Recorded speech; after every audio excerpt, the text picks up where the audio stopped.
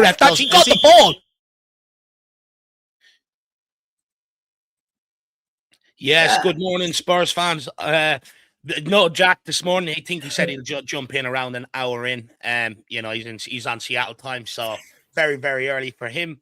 But we are joined here by Stevie and Dermot today as we build up to a big game against Nottingham Forest. Hopefully, make it 3 wins on the bounce and show that maybe momentum is shifting at this football club and it will put us in the top half of the table. I think we could go as far as 7th today if we end up clocking up 3 points. So big day today for Spurs and Thomas Frank yet again, and hopefully we can deliver. Now, I do apologise also about being late. Did have to go to the toilet before I jumped on, so I do apologise about that. But we are here now, and some say lateness is greatness. Good morning, Steve. How are you? I am absolutely freezing my nuts off here in the Great Lakes states, Great Lakes portion of the United States. It's it's full-fledged winter now. In the great state of Michigan, and it actually just came up out of nowhere too. It seemed like it was 2 days before Thanksgiving, and then like literally 24 hours the snow started falling, and now all of a sudden I can't stay warm. But we've won 2 on the bounce, and there's a potential for 3, so maybe things will start cooking here. See what I did there? You see what I did there? I did. I really do hope so. What's the weather like where you are right now, Steve? Is it snowing and stuff? Aren't you expecting a big snowstorm or something? Yeah, it's already snowed like 3-4 inches, and it's like about 19 degrees Fahrenheit outside. So it's dude, the balls are a little blue. That's all I'll say. Haven't seen an ounce of snow yet. I wouldn't mind. Hopefully it's on its way. Dharma, how are you, my man? How are you keeping down in Wexford? Not too bad. Windy. It is very wet and windy down in Wexford. You wouldn't want to wear a wig going out today. Now, let's put it that way. We came through the big storm, didn't we, Dave, during the week? And it looking outside of Wexford Towers, yeah, it's wet and windy. But look, as Steve says, Spurs here to keep us warm with 3 wins on the bounce. In all competitions, we're on the roll. Come on, the treble's on, the double's on. Come on, we can do it. Yeah, well, we are off the back of 2 decent performances. Hopefully, we can treble up today. That'd be absolutely brilliant. Like you, it's wet and windy here, Dermo, but you know what? I don't mind it. I don't mind it, to be fair. But look, let's welcome people in at home and then let's crack on. We've got Faz Radfar. Faz 4-0 Spurs. Says, big up my favourite channel. Hope you're all well. Time to get my score prediction right. I'd argue away at Forest. I'm not sure it's going to be 4-0 today. Faz, look, I mean, I'm the eternal optimist. I hope and I pray for it, but we'll wait and see, my man. Good to see you in the building, Faz. We've also got Stateside Footy. Stevie says, good morning to all of you lovely people at home. Make sure you smash that like and stuff. Dermo's also saying good morning to everybody. We've got Patricia Harvey. Says, come on, you Spurs. 3 in a row. Let's go. Well, that's the plan today. That's why we're all here. Hopefully we can make it so. Logan THFC, morning, fellas. Big up as always. Really, really hope we beat Forest today and a win no matter what. Come on, you Spurs. Well, especially since they got Suga Knights in charge, He thinks he's Suga Knight, that guy, the Suga Knight of football. So I started calling him Suga Knights. The Morgan Gibbs White saga. I mean, there's a bit of incentive there today to maybe get one over them. Hopefully we can do that. We've also got Lee Moody, morning all. Hope for a big win today to give me some relief from this awful toothache. Come on, you Spurs. Nothing worse than a toothache, Lee, to be honest with you. So I'm sorry to hear that, my man. Hopefully we can get the win today. Honestly, I don't know how people bear a toothache without trying to get it seen to straight away. It drives me insane. I can't do anything else. Bar concentrate on the pain. Scotty Hynam says, big up to all. Come on, you Spurs. Good to see you. Wayne Bonner says, good morning, Dave, Steve, Dermo, and all in the chat. Hope you're all well. 4-0 Spurs win today. Come on, you Spurs. Shem Thompson says, hey, Dave, Steve, and Dermot. Hope all are well today. We've also got Iceman in house. Big up Dermot, Steve, and everyone in the chat. We've also got Geoff Tottenham. Good to see you, my man. Good to see you, Geoff. How are you keeping? By the way, Spurs are going out to Australia for pre-season tour out to Sydney. Got 2 games out there, I believe. Let me know if you're going to any of them, my man. We've got Spotlight on Spurs. This is Lukey. Big up, Lukey. Good to see you. Hopefully you're keeping well, my man. It'd be nice to get you back on, actually, sometime, Luke. Have a good conversation with you around Spurs, my man. We've also got Leon. Morning, guys. Come on, you Spurs. Good to see you in the house, Leon. Who else have we got here? Kerry King. Morning. Looking forward to this now after 2 wins. 3-1 to us. Come on, you Spurs. And Side Business Bloke says, this is the Morgan Gibbs White Derby, that's for sure. And Josh says, need some solace after a 40-plus Celsius day here in Perth. I mean, that's torture chamber-esque. That he is, my man. That really is. That's a joke. I would be melting in that. And then we've got free always me. Good morning. Good to see you. Hopefully you're keeping well. And no bother, Luke. We'll get them all. I'll give you a message later on tonight, my man, and we'll sort something up, and I'll get on yours as well. Big up, Lukey. Stevie, on to you. Tottenham are back in Premier League action today with a trip to the City Ground after 2 really positive wins. We have a chance to make it 3 in a row based on performances from this past week, maybe the last 9 days, leading all the way back from that Newcastle game. Do you believe Spurs can keep that momentum and get another win here today? And what specific the last 2 matches gives you confidence about us getting the job done? That is a great question, and the real answer is I have no idea. Because what was interesting about it is in that match against Brentford, it seemed like we did everything right. We seemed to play the kind of ball that I've been absolutely clamoring for quite a few months. Me personally, I just think this team suits a little bit more direct play. Especially off the counterattack. And then we were certainly able to establish that against Brentford. The only problem is a midweek when we tried to kind of replicate some of that against Slavia Praha, their defense might have been a little bit better. And when we were trying to do it and things didn't necessarily go our way, we kind of reverted a little bit backwards. We really couldn't do much in the buildup in that match. To the point where, after we nearly scored with Richarlison in the first couple of minutes, we didn't actually score in the run of play in that match. And listen, it's hard to be critical when you win 3-0, but it's the little things within the scope of a match that you're looking for when you're looking for progress. And then it seems like you take 1 step forward, you take 1 step back, and now all of a sudden we're going to the City Ground. And you're kind of wondering, is there something that we can actually take that we can build on? I would probably say yes. I guess the question is, was it legit improvement, or was it just the fact that we were playing 2 inferior opponents? Right. That's what I'm kind of trying to flesh out right now. But that being said, what I will say is momentum is a very real thing. And now you have that result against Newcastle. And then you have the win against Brentford. Now you have the win against Slavia Praha. And it feels like this team is kind of gelled. It feels like this team kind of has a little bit of a belief. And so from that standpoint, you're kind of thinking like, okay, well, we're catching Forest right at the right time, just considering all the instability that they've been dealing with. The last couple results haven't gotten their way, and it feels like this is the right time to kind of go into the City Ground and kind of, pull away 3 points today. So it's interesting. It's not necessarily about them; it's about us. And I just kind of feel like the momentum is slowly building, in our direction. So for that standpoint, yeah. No, I do actually understand what you're saying. Like when it comes to in terms of, were they inferior opponents? Yeah, I think they were sort of inferior opponents. But the Wolves earlier on this season struggled to beat them. You go back to the likes of Ipswich and that last year. We can't really take these games for granted right now. Because of what's happened in the past. But half of the battle is taking the game to the opposition, showing some bollocks, being brave. And I think we've done that over the last 2 games. Now, I do understand what you're saying against Slavia Prague. Was it maybe a little bit of regression? Because we didn't really score from open play. All of our goals came from set pieces. Romero's flick on for the own goal, the 2 penalties. But then you would also argue the pressure we put on them, we forced them into them sort of mistakes, which I think is a fair argument to make. But right. I do think Frank got it wrong, taking Mawani out of the lineup for the Slavia Prague game. Wilson Odeberg came in, had an immediate impact. But after that, I don't think he done an awful lot. And for me, he kept on losing the ball. And I think it was a real opportunity missed to really get that understanding, being built up more between the likes of Kudos, Simmons, Mawani, and Richarlison. And I think just bringing in Odeberg and taking out Mawani sort of unsettled it a little bit. And that's why I'm a little bit worried heading into today's game in terms of the fluidity of that front line, Steve. Sorry, the missus just needs to get something behind me. Go on, take it away again, Stevie. Yeah, and I will say, and Derma, maybe you can appreciate this, that the difference between Newcastle and, say, Brentford, or Brentford and Slavia Praha versus Newcastle, was the fact that we actually took it to them right from the opening whistle. We actually put our opponent on the back foot, which is something that we hadn't seen for like a month and a half.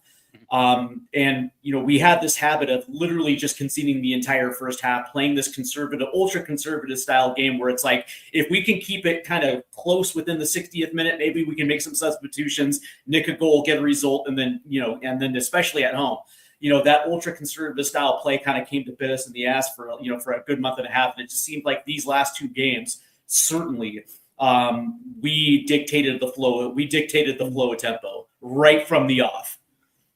And it'd be interesting. Look, I would hope we sort of dictate the tempo today, but I'd argue it's going to be a lot tougher to break down this Nottingham Forest team today than maybe what it was, Brentford and Slavia Prague. But what I will say is maybe, a little green shoots to build off is definitely the 2 clean sheets that we've kept.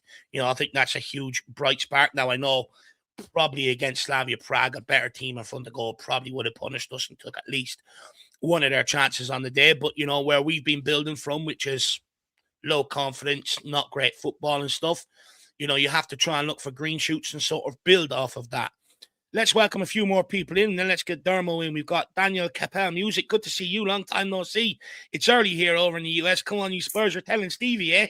Stevie's every single weekend. He's up bright and early. And to be honest with you, with a smile on his face as well. If you see me at 6 a.m., I don't think I'd be walking around smiling anyway, that's for sure. Big up, Ribsy.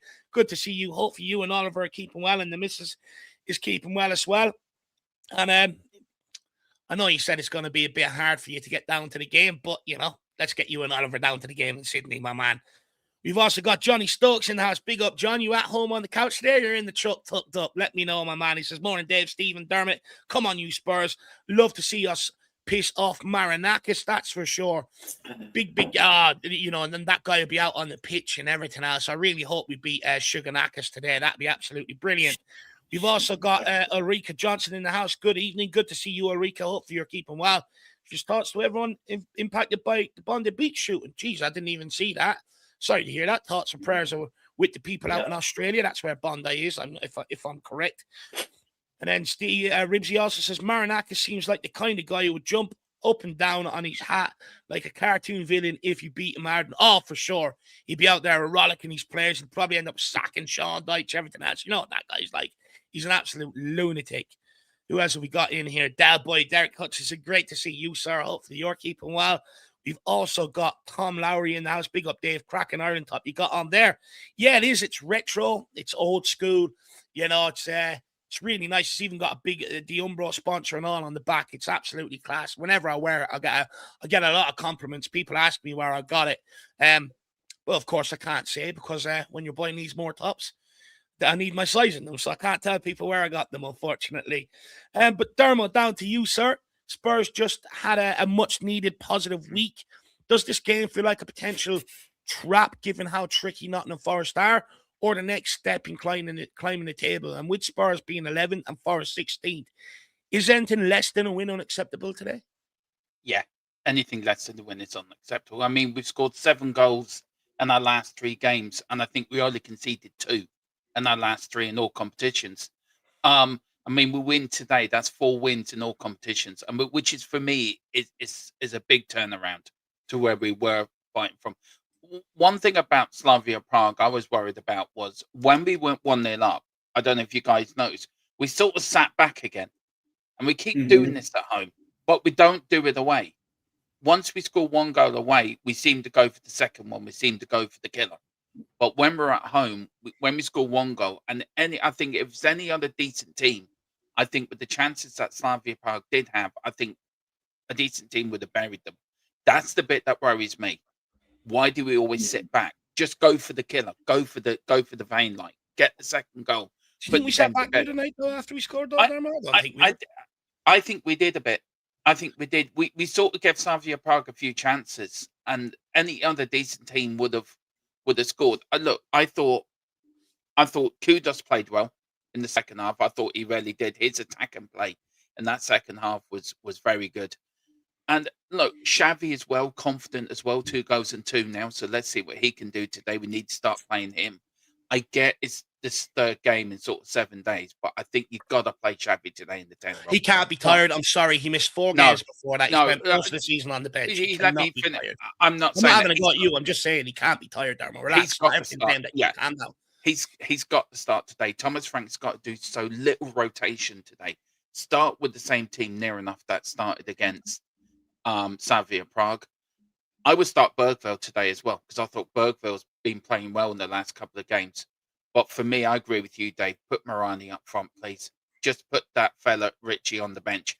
I mean, if Richie was an animal around Noah built the arc, he would still miss the arc.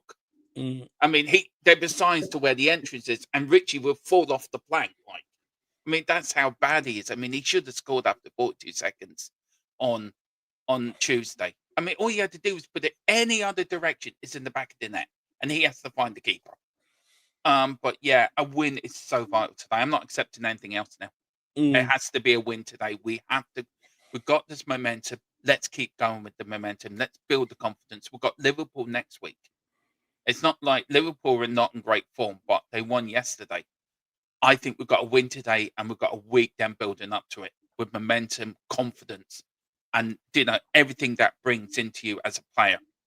So yeah, long-winded answer. Sorry, Dave, to your question, but yes, a win is vital today. So I'll keep. No, I agree with you. I think, with them sitting in 16th, with the whole thing that went on around Suga Knights and, Morgan Gibbs White, for me, I think there's definitely an incentive to go up there today and try and beat them. But it'd be interesting to see how we approach the game, because I'd argue on the road, our sort of more pragmatic tactics seem to work more effectively for us. We've only lost one Premier League game on the road this season, and that has been to Arsenal. But I sort of disagree with you that we sort of sat back during the week. I think it was more so we were just very sloppy a lot of the times in possession. When the ball got to Kudus an awful lot. He had some great runners in behind, especially when he got on the ball, cutting inside, through the middle. Didn't even get his head up to look to even play in them. Ended up laying it off safe. Wilson Odegaard, I don't know how many times he lost the ball. Richarlison as well. For me, I just thought a lot of their attacks on us during the week actually came off us losing the ball and them sort of hitting us on the counter to a large degree. But look, we'll see how today unfolds. There's definitely an opportunity for us to get the 3 points, push up into the top half of the table, which puts us good stead then going into that Liverpool game. Big up, Shawnee, in the house. Good to see you. Hopefully you're keeping well. He says, shout out to Steve. Are you East Coast? Yeah, I'm in the East Coast time zone, yes, but I'm in the fighting town of Flint, Michigan. So I'm in the Mitten here in the Great Lakes. So yeah. And you'd be even further back next week when you're in Seattle. But no, look, fair play to you, the commitment to keep getting up early and doing this. Johnny Stokes is at home. He's not in the truck. He's rested up today. Good to see you, Johnny. Hopefully you can sit down and enjoy 3 points today, my man. We've also got Stefan Blois in the house. Stefan, great to see you. Hope you're keeping well. Big up, guys. Thoughts to people in Sydney. Horrid incident happened there a few hours ago. I have family there. Time to take my mind off it. Come on, you Spurs. Yeah, I didn't know that until because look, I don't bother getting up checking the news some mornings, especially on Spurs games and stuff. I don't want to depress myself, but it's sad that this has happened. Thoughts and prayers are with the people out there in Australia right now. Big up, Stefan. Good to see you. Then we've also got Derek Hutchinson. It's getting very near checkbook time. Palace want Johnson to get on with it and bring in more quality players. Come on, you Spurs. I'd have no problem offloading Brennan Johnson to Crystal Palace. To be honest with you, I think that's probably his level. And, mid-table Premier League team rather than top half of the table Premier League team. Sean said it's a nice early start for you. And then Chris Nash, are you at the game today, Shawnee? Let me know. Let me know if you're traveling up to see Suga Knights today. And then Chris Nash says things are changing. Scars being handed out. This new era, hopefully. Levy would never have done this. I think a draw today. Scars handed out today before the game, or are you on about the whole Cadbury's thing? Yeah, there is. This is from the Tottenham. This is Tottenham. I read it the other day. Tottenham are actually saying thank you to the away fans, and this is a little bit of a way of saying thank you. Nice. And I think they're trying to do it for every away game now. They're trying to do something, which is something new, I suppose, but doesn't mean they're going to bring in players in January and next summer. The proof is in the pudding. Come on, owners, get your money in your pocket and spend money. Instead of spending on scarves, get us a decent player, get us a striker. Get us a decent left back or right back. That's what we want, not scarves. Yeah, I know, but the transfer window isn't open, and I look, when transfer window comes around, I agree with you. We need reinforcements in here, but I do think it's a nice touch nice actually touch. by the football It is, club yeah. to sort of, acknowledge that these fans are spending a lot of money, the dedication, the time it takes to get up and back and stuff like that. It is nice to see them sort of hand out a scarf. That would never have been done before. Daniel Levy would have looked at it, 15 quid a scarf. No way are we giving them out for free. They also done it, I think, out in Bodo last year as well. So fair play to them. And I do think it's a nice touch. Vinay seems to sort of want to try and build that relationship back with fans again. And I think it goes, a bit of a way of doing that. Now, look, they're never going to do that at a home game. They're never going to give out 60-odd thousand scarves, but it's definitely a nice touch for those who've gone away and make them feel appreciated. Yeah, sure. And I understand where you're coming from, German. I kind of feel the same way. It's I'll believe it when I see it. But that being said, it's like since the summer window is closed, they've kind of drawn a line in the sand, especially since Levy's been out, and they've been saying that they're going to spend money. And we've been hearing that now for a couple of months now, to the point where it's like they have no choice but to do it now. They've been, it's been coming from the top all the way down to Thomas Frank. They're going to be active in the January window. So me personally, this is the first time where I actually kind of believe it. Like I really feel like this team has kind of turned a corner from the Levy era. So I've been here so many times, Steve. I've been here so many times. I get it. I believe it. I get it. I get it. But that being said, it's like they have no choice but to be active now because they've said it so much now. They have no choice. Yeah, they kind of back themselves into the corner. They kind of have to bring in somebody huge. Yeah, well, when you look at like the left wing, for instance, as well, I think we've tried 6 or 7 options out there, so far this season. It's clear that Frank sort of wants someone of a certain pedigree in there. We could definitely do it. Another fullback, Destiny Udogi's starting to prove he's unreliable in terms of injury and fitness and stuff like that. So there's definitely reinforcements needed, and hopefully it comes. But Spurs King says they're trying to soften fans up before another crap transfer window. The old cynical in us. Look, it is the cynical nature of us Spurs fans, I suppose. And then Paul V says, big up, guys. Let us get the win today. Really do hope so. That'd be brilliant. And then we've also got J Mac in the house. Good to see you, J Mac. Hopefully you're keeping well, lad. And then we've Shawnee is at home. Shawnee, if you want to pop on, just let me know, my man. I'd have no problem jumping in, or do you have to go and walk the legs off Bugsy before you end up doing your streaming today, my man? But Steve, Spurs have been fantastic away from home this season. Just one Premier League defeat, and that came at the hands of Arsenal. Why do you think Frank's system tends to work so well on the road compared to maybe at home? Ooh, that's a good question. Me personally, I think because there's very little less pressure on the road, I guess, for him, for his tactics, than it is at home. I think at home he's trying to be a little too fine. I think there's a little bit more pressure to get it done, and so I think from that standpoint, maybe he's a little bit too conservative at home versus on the road, where maybe he feels like he can kind of release the handbrake a little bit more on the road. Deliver results. That's a very good question. That's exactly what I think. I just think that, when you consider our home form over the course of the last year and a half, and it has been absolute dog shit. When you look at the back half of last year coming into this year, and you look at the form all the way up to now, it has really not been good. And I think you get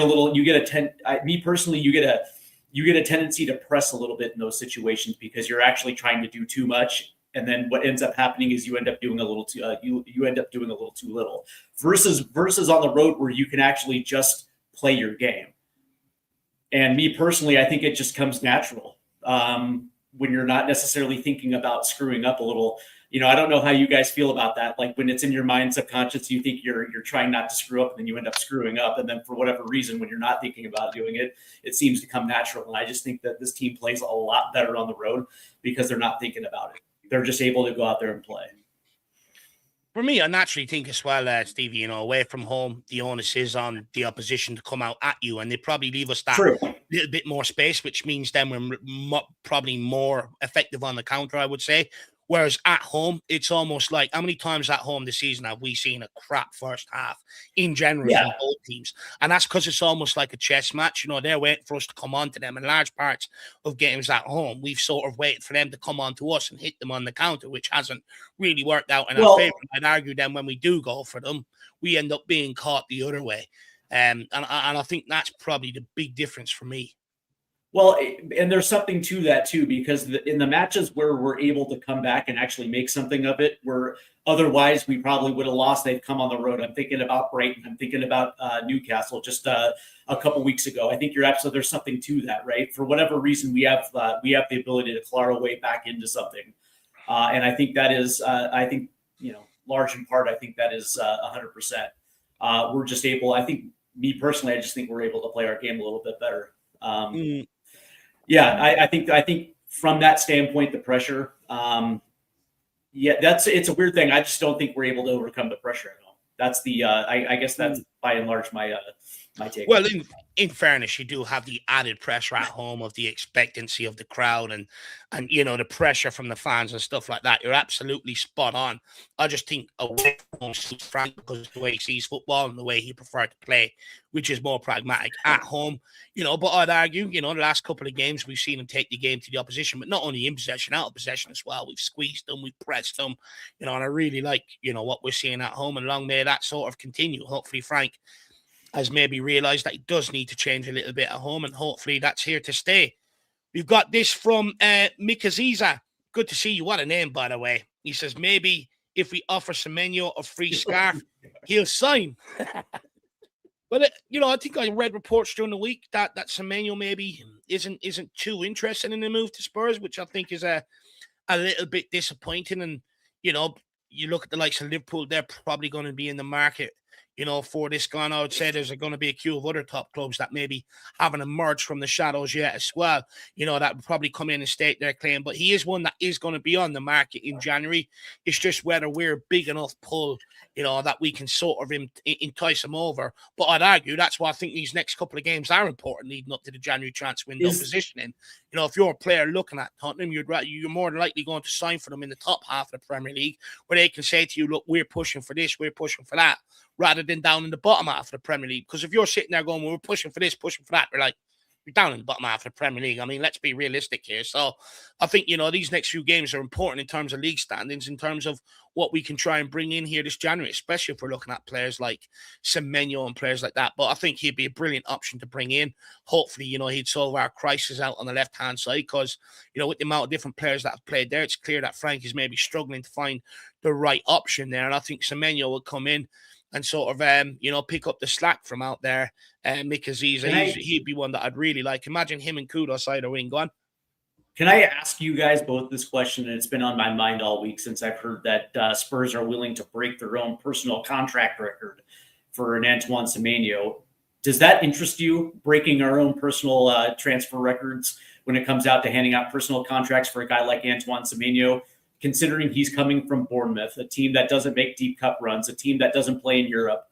And now you're going from a team that's only playing once a week to a team that's playing 3 times a week. And so the responsibility of tripling your work rate right off the bat to come into this club, I don't know, man. There's something about this one that just doesn't sit right with me. I understand you have to be ambitious and maybe you actually have to hand out that type of money to bring in a guy like Semenyo. But I guess the question I'm asking you is do you think that this is the right player to do that? Well, it all depends how much he's looking for, though, Steve, isn't it? Because there's multiple different layers to this.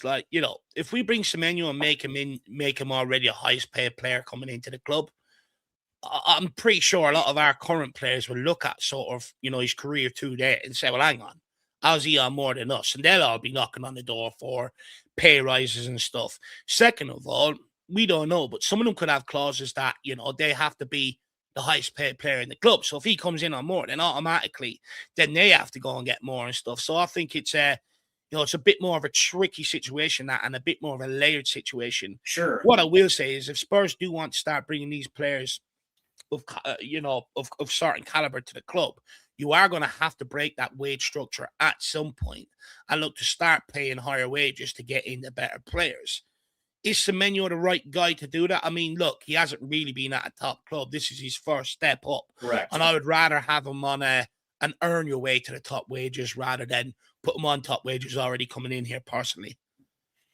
Yeah, that's my thing too, because we did it, and I guess this, I guess this thing isn't apples to apples, right? Because one's a winger, one's a striker, but it didn't necessarily work out for Dominic Slinky, and it's no disrespect to Slinky, just dude hasn't been able to stay healthy, and hasn't necessarily been as productive as he thought he was going to be, coming from a team again that's only playing once a week versus the responsibility of essentially doubling and tripling your workload.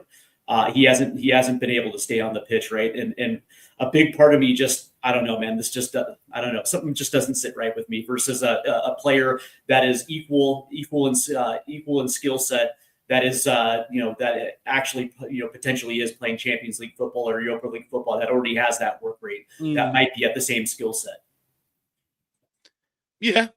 Look, obviously there's probably more enticing names out there that you could offer them wages to, but I suppose it comes down to availability in the market, right? At the end of the day, you got to try and take in what's the best available at the time to serve your need. And look, I've no doubt if there's other big clubs chasing Semenyo, they're probably going to price us out of the water in terms of wages and stuff like that anyway. But look, we'll wait and see how it unfolds. I wouldn't put all your eggs in the Semenyo basket. I know Spurs are looking at that guy at Leipzig as well, so we'll see what happens. But big up, Gabrielle. Good to see you in the house. Hopefully you're keeping well. Make sure we're not missing anyone.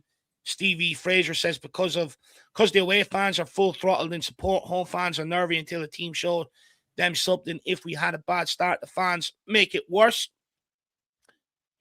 I can understand what you're saying, but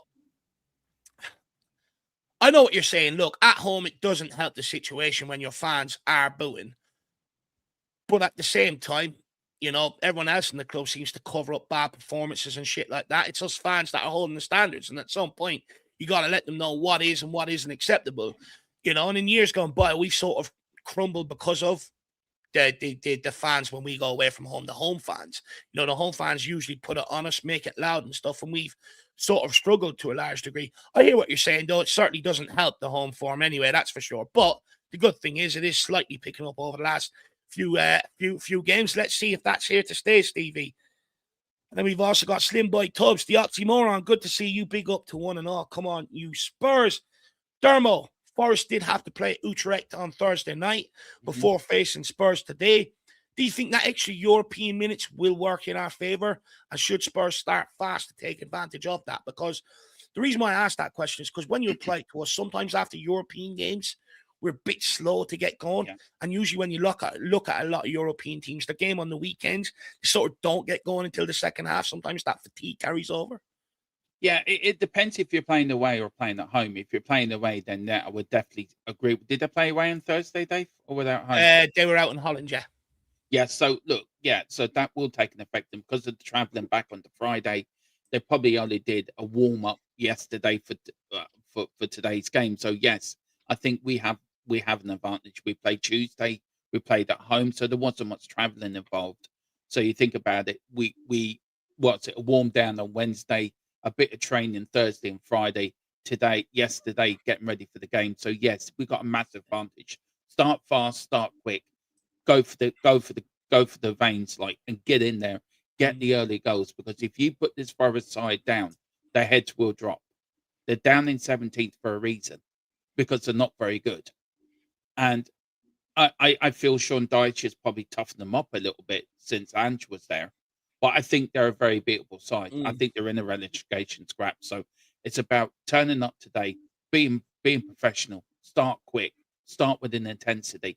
And then once you're 2 or 3 up, and then you can start taking some players off, bringing substitutes on, start resting players, and start getting them ready for Liverpool. But we've got to concentrate on this game first. Quick, fast start. That's what we need. And I would like to see us sticking on them early if we can. Now, look, to Tom's point, they did make a hell of a lot of changes during the week against Utrecht. They ended up winning 2-1. They did bring in the likes of Callum Hudson-Odoi and players like that. But, the squad travelled, and, travelling does take it out of you. So hopefully, there's going to be a few few players today that may be a bit slow to get going that we can take advantage of, Tom. Also, the coaching team and Sean Dyche had to go. So, you know, in terms of Dermot's point around disruption, in terms of game plan heading into today's game and stuff, definitely all takes an effect on that for sure. But, you know, to Tom's point, you know, the better players will be rested and probably will provide a little bit more energy to us. But Dermot, what you're saying there about, you know, Nottingham Forest, I do understand what you're saying, but when you look into their form since Sean Dyche has come in, I think they're the sixth most informed team in the league. I think they've got 9 points out of their last 5 games. So, like, Sean Dyche has come in and sort of improved this situation. He has improved them. I agree. He has improved them. Yeah, I don't think they're a bad team at all. As a matter of fact, yeah, I mean, people will point to their form last season and they outperformed their XG, whatever the case may be. But they earned everything last year because they had a coach that actually got the very best out of them last year. And you know, to the point of them being in 17th, I would probably argue that any team that cycles through 3 managers in 3 months is going to suffer when it comes to points. And what I will say about Sean Dyche, he has come in and stabilized that team to a point where they're starting to play a little bit to their form from last season, and has gotten this team some very good results. The last couple, I think, was that 2 of their last 3 Premier League matches. I think they lost to Brighton and then they got shelled by Everton. So I mean, the last 2 out of the last 3 hasn't necessarily been all that good. But the one thing that you can say about a Sean Dyche team is they're going to be organized. They're going to be compact in the back, and you know they're probably going to give us the ball. And dare us to break them down. So from that standpoint, I would probably argue that in this case, Derm is absolutely right. The ability to get out quick within the first 15 minutes and kind of establish the early tempo is probably going to be key, because if you allow them just to kind of hang around, they have the ability to absolutely gut us on the counter. 100%. Yeah, 100%. And look, you know, I think key to that today is trying to get in around Morgan Gibbs-White, and when he gets the ball, stop him from sort of playing and dictating that attack if we can, because I think he's the key. If we can force him backwards or even try and take that ball off him, I think to a large degree you can actually stop Nottingham Forest there. But what I will say, it's not going to be an easy game.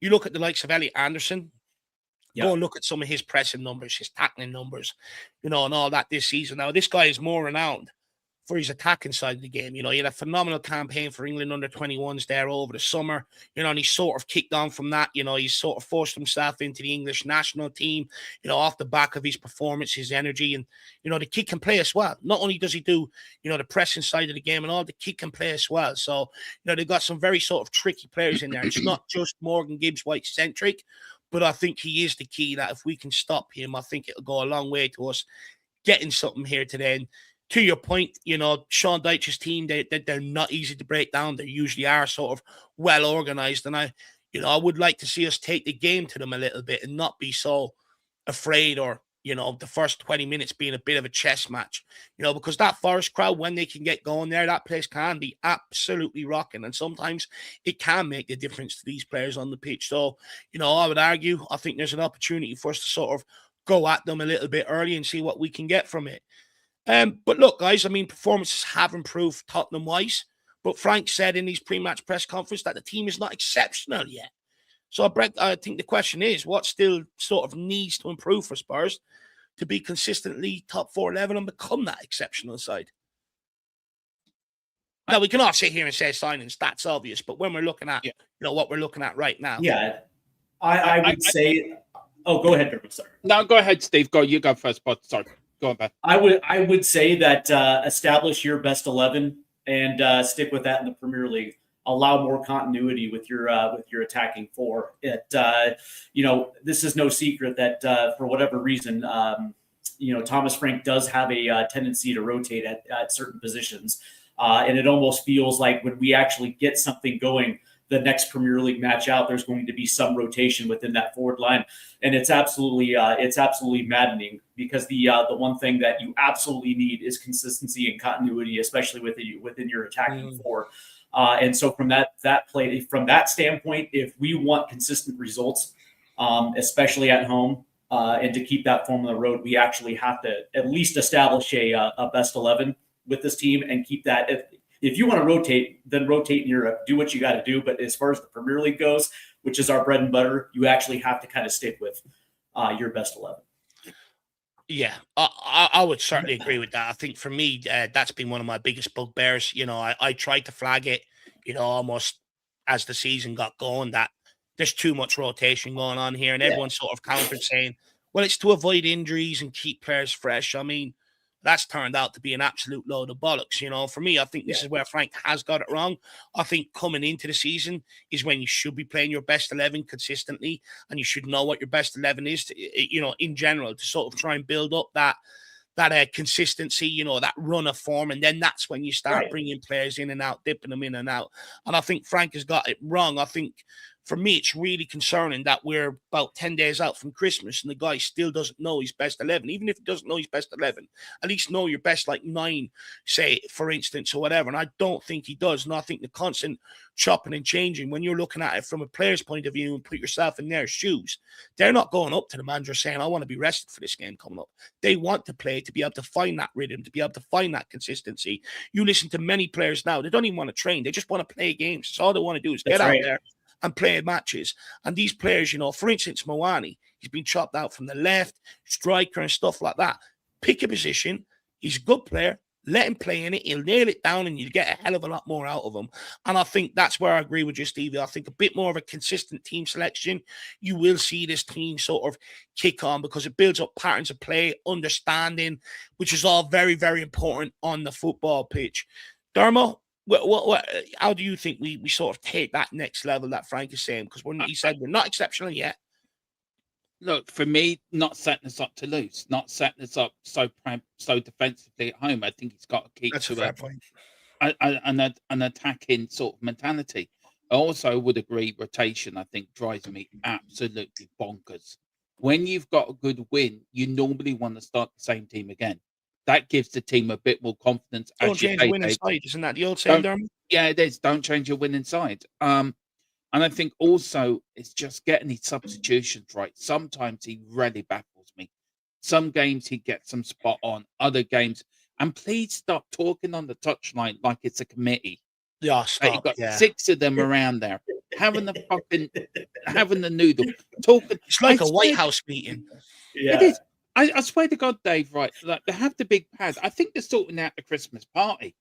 Where we're going this year, lads, what we're having to drink. Just you're the manager. Talk to your assistant manager, whoever that is. You look at Eddie Howe, right? There's 2 of them. Eddie Howe has his manager and he has his right hand man. They have a quick discussion and then Eddie Howe goes, you on. Thomas Frank, it's like, I want everyone. Stop this bullshit. Just have one man you can trust, like Wells or somebody like that, and do what you did at Brentford. But you're at a big club now. Stop rotating and stop having everything as a committee. It drives me fucking bonkers. Yeah, I definitely agree with the substitutions. One thing I keep flagging every game. Sometimes you see them stand on the sideline for like 5 minutes. At that point, what is the point of getting them to warm up when they're already cooling down on the sideline? And all you're doing is putting them at more risk of an injury by having them warm up and then cool down waiting on the sideline to get on. Now, I can understand if it takes an eternity for the ball to go out of play. Fine, I can get with that. But to your point, I think one day I counted like 5 people trying to make a decision around the substitution. Now, I get that Frank puts a lot of trust into his backroom team. They're all sitting there with pads and stats and everything else, and they're probably trying to relay a bit of information and discussing who's best to come in and what have you not. But this is where I get a little bit annoyed with Frank. You're the manager. You make the decision. You make the decision based on what you know of the player and your feeling on them being able to come in and impact the game for you. You don't need 5, 6, 7 different inputs because that's why it takes so long for us to be able to get these guys on the pitch. And then not only that, once they've decided who they want to bring on, then they have to stand on the sideline and watch magnets being moved around the place. I'd be blowing my top if I'm a player. I'd be like, fuck's sake, put that board away, shove it up your hole, and get me on that football pitch so I can go and do what I love doing and get out there and play. I don't need all of this. I understand what you want me to do. I've been on the bench. I'm watching the game. I know where I can go and make an impact. Let me go and fucking play. I'll be going absolutely bonkers on the sideline if I was a player. Complicated. He's making it too complicated, Dave, where it doesn't have to be. Football's not a complicated game. It's a simple game. Footballers do have brains as well. And if you look at it, Dave, you go back to like you go back onto the Mourinho or go back to other managers, even on Durant, there was no magnets, there was no nothing. He put his arm around them, whisper in his ear, go out and this is what I want you to do. Simple instructions. Footballers don't like complications. They like simple instructions. And that's how you get the best out of a player. Just be simple, go out, be on the left, attack them. And the player knows what to do. They're professional football for a reason. And we knew exactly when substitutes were going to be coming in, especially under Ange. It was right in that 55, 60th minute, right at that hour mark where you would expect at least a double. And that's something that that's something that kind of baffled me as well too, because there's certain situations where he will make early substitutions, especially if something isn't working. He has no problem doing it in the 55th, 60th minute. And then there's times we don't see substitutions until the 75th minute. Like we saw that in it was in the Arsenal match, and it was the one right after that as well too, where we didn't see anything, where the game has actually gotten away from us, where we needed substitutions 15 minutes earlier because the game was still in the balance. We still could have at least nicked a goal and tried to get back into it. And then all of a sudden we see subs when the game is pretty lost as well too. And I will jump right on the back of Dermot here. I think he's absolutely right about that. And he's muddied the waters. And two-way Parsons' comment here says it's enough to criticize results, but come on, who gives a shit about the number of people he speaks to? Well, look, other managers, Conte, Jose, Ange, they've all been criticized for the way they've been on the sideline and stuff like that. And, where my frustration comes in around the length it's taken to make substitutions. Sometimes the game is screaming out for the sub and we make it after we've conceded. And, surely they did the right decision is to get them on the pitch before we've conceded. Like, there was a game not so long ago, I can't even remember which one it was, but I was screaming, at Jacko, poor Jacko sometimes on the watch. I was screaming at him, Jack, we need to make subs. The legs are dying. They're coming at us more frequently. The ball's going to end up in the back of the net if we don't. You see players on the sideline, you're like, brilliant, get the subs on, let them get on, sort of try and push the ball backwards a little bit or give the team a little bit more energy to get out and stop these crosses and that coming in. We didn't do that. We wait until we conceded, then they come on because it took too long to give them the information and everything else. And that's where my annoyance comes in, Parsons. On that one, we've got Kieran in the house. Says, hello, David, Jack, and everyone. Hope everyone is well. I think Spurs have turned the corner for the better and expecting 3 points today. Please, God. Hopefully, my man, that's what we're all here for. 'Tis the season to be jolly and all of that. So hopefully Spurs can make us jolly in that regard. We've also got Patrick Thomas in the house. Good to see you. Go on. I was going to say to that last comment, I think it was Parsons who was asking, like, what does it matter if he talks to 5 different people? Well, five different people have 5 different opinions. And that's the thing. Ultimately, it comes down to the head coach, Thomas Frank, right? His opinion is the one that matters. Yeah, that's exactly right. And so if you're conferring with your coaches and it's a situation where he might want to bring on, let's say it's Matisse Tell, because there's a skill set that's going to exploit maybe 1 or 2 of the center backs or whatever. But then you have 4 different assistant coaches that are saying, no, it's Odegaard, or it's this or it's that, it's this guy. And then all of a sudden you have 5 different opinions. It's going to sway your head coach to potentially make the wrong move. You know what I mean? And put on a player that's not necessarily going to have an impact. That's my biggest issue with conferring with your coaches, because one of those coaches might actually talk Frank out of doing the right thing. That's all I'm going to say. Speaking of one of the coaches, I think Matty Wells isn't going to be there today. He is going to be, I think he's been lined up for the Colorado Rapids job, because that manager ended up leaving and going to Celtic. So, there's one less person to have his input on the sideline today in terms of substitutions. Yeah, no, the Columbus head coach, Wilfred Nancy, went to Celtic. That's Columbus in Ohio. He's Matty Wells is going to Colorado. So it's actually a good hire for Colorado. And congratulations to Matty Wells on his first appointment. Be interested to see how he gets on out there. So with Spurs GCTV afternoon, lads, let's keep the winning streak going and cut down the forest. Look, we're all lumberjacks today, my man. Get out the checkered shirt, the dungarees and the boots, my man. Let's go tree hunting, or tree felling is probably the right word, actually. We've got this from Lazy 8. Good morning, Nick. Good to see you from the beautiful New York. He says, today I totally disagree, Davo. He doesn't know his best 11 because he doesn't have a best 11. Heavy rotation takes patience and is starting to bear fruit now in the busy season when we need it. So he says, totally disagree, Dave. He doesn't know his best 11 because he doesn't have a best 11. I would argue, I get what you're saying, that it is a squad game. But within that squad and with what's available, you still know what is your best 11 so that when you head into the bigger games, you play that best 11 because it gives you a better chance of being able to get results. I understand what you're saying, Nick, but to me, I think it's a flawed process. You know, to say it's bearing fruits, we're sitting 11th in the Premier League. You know, we've dropped points to the likes of Wolves and stuff like that. I'm not sure it's exactly bearing fruits, you know, some of this rotation. I'd actually argue, I think some of the rotation has cost us. You look at the Champions League, for instance, went out to Bodo Glimt, made a heap of changes, went 2-0 down. Yeah, we clawed back 2-2. But if we don't end up winning these two last games in the Champions League, you look at that game as a game that cost us a top 8 finish. You look at the way we went out and approached the Monaco game, another game that was more than winnable with the form they were in the French league at the time. We don't win one of these last two games. We don't get out and decide the top 8. All of a sudden, you're looking at games like that where he's made rotations as coming back to bite you. For instance, Wolves made a couple of rotations. Did he need to do it? End up drawing the game 1-1. That result would be the difference between us sitting in the bottom half right now and the top half. So I'd argue it's cost us a hell of a lot. And for me, when you see a manager over-rotating to the extent that Frank has done it, I think, what has it been, 17 or 18 different attacking combinations in the amount of games we've already played? It's absolutely insanity, Nick. Absolutely insanity.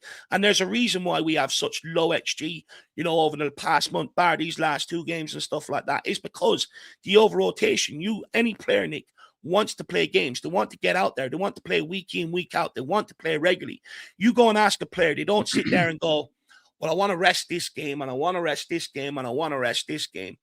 The players will get absolutely fed up with the over-rotation and the tinkering and stuff like that. That's just my opinion. I'm not saying you're wrong. Look, you're more than entitled to see it how you see it. Look, a lot of people do think rotation is a great thing, but we're carrying more injuries than what we were last season. So it's a flawed ideology and a flawed process, in my opinion. That's all I'm saying. Anyone else want to come in off the back of this? But good morning, Nick. It's always good to have a good debate. I get where Nick. Nick. I get where Nick's coming from. I do understand where he's coming from. He makes a very valid point, actually, about that because it is a long season and you do have to rotate. I think we haven't got one of the biggest squads in the Premier League. I can't remember. I need to check that out. But I get what he's saying. The one thing I would agree with you, Dave, is he should know his best 11 by now. He's been in the job long enough, so he should know even his best 8 or 9. Probably his best defender and his best midfield. I can understand up front. We toothless up front, so I get he's got to rotate up there. We're not toothless up front. Well, hang on. Just let me finish, Dave, before you jump on my neck. We are, apart from Kudos, okay, and Morani, the two only decent players. Brennan Johnson does fuck all. We've got Odebear, who's starting to play well, but hasn't got the best end finisher. Richard couldn't kick a cow up the arse. So you've got 2 players out of 5 front players that are decent. So once he fills them other 3, then he should know what his first 11 is. But you can't tell me Richie. Yeah, Richie may be our top goal scorer, but he isn't. He's only scored 13 in his best Premier League season for Everton. Morani hasn't hit the ground running yet. He's still coming back from a jaw injury, but I think he's decent enough to buy for next season, and he is an improvement. And he does link up well with Xavi. Kudos is good as well, but you can't tell me Brennan Johnson, Odebear are top notch. They're not. We need an improvement in the front line. They're not top notch, but last time I checked, he's the manager and he makes the decision to put them out there. The players don't pick the team and say, I'm playing today.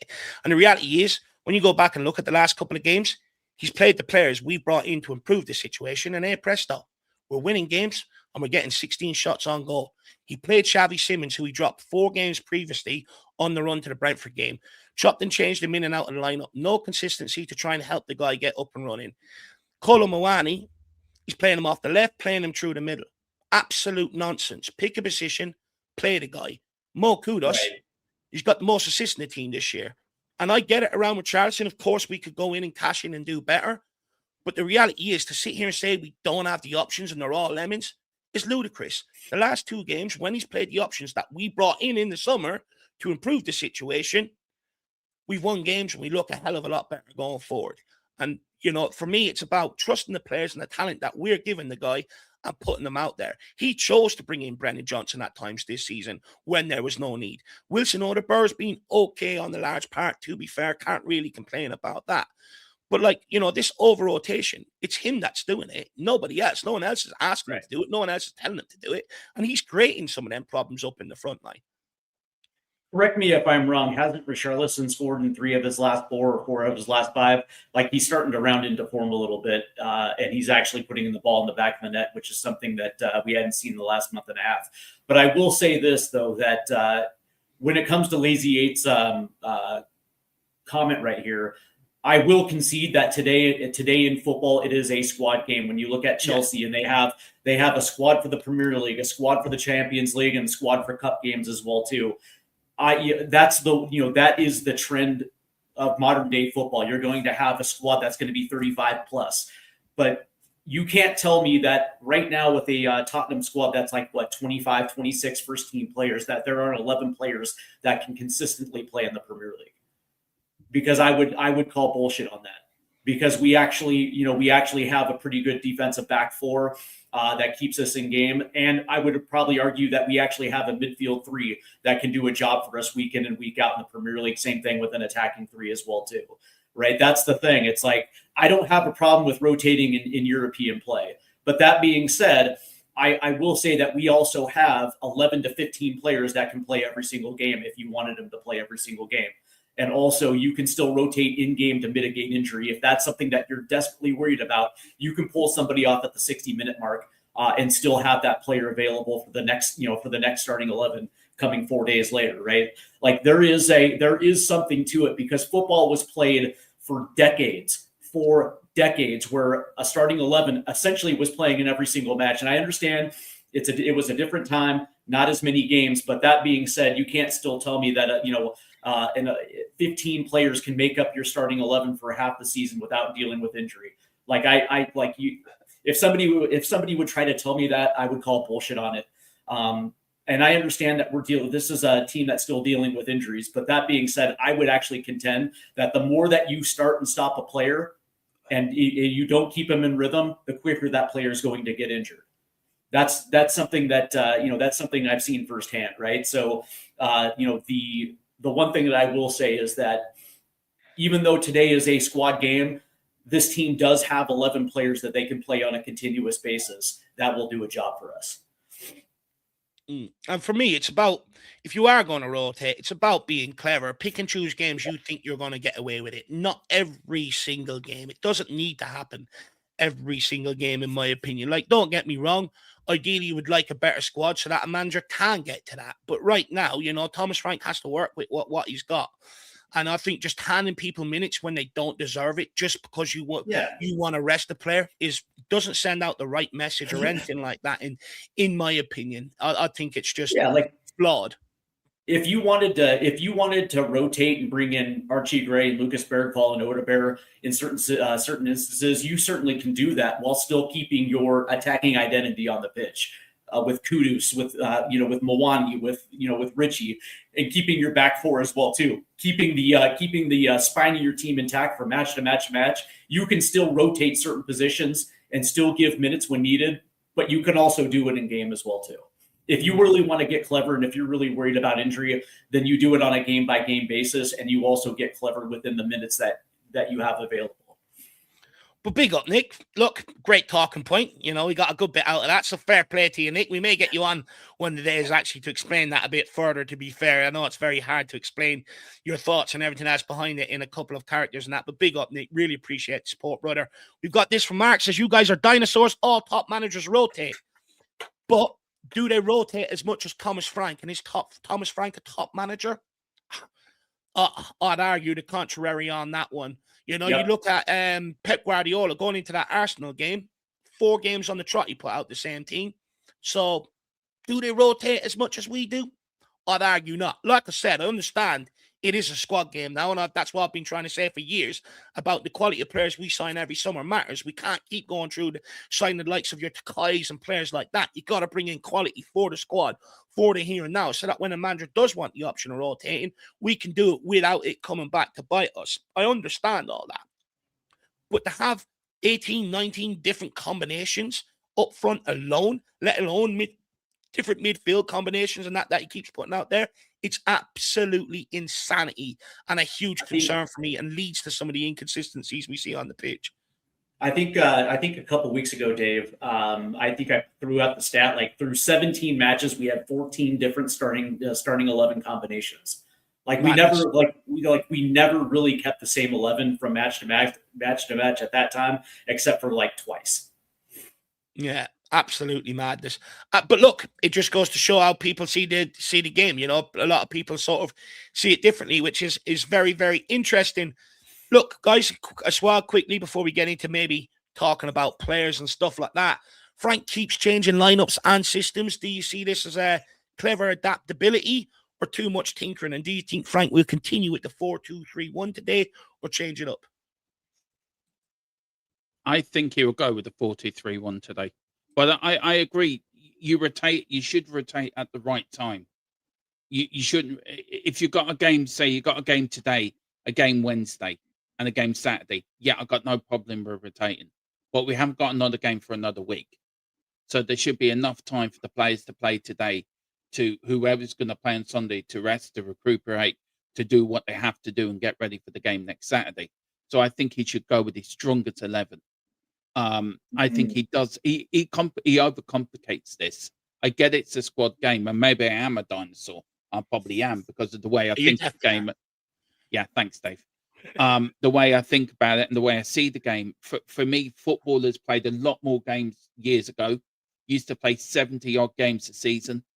Do you know what I mean? And there was no back in the 80s. There was no call being tired or I'm tired. Players just wanted to play games. That's all they wanted to do.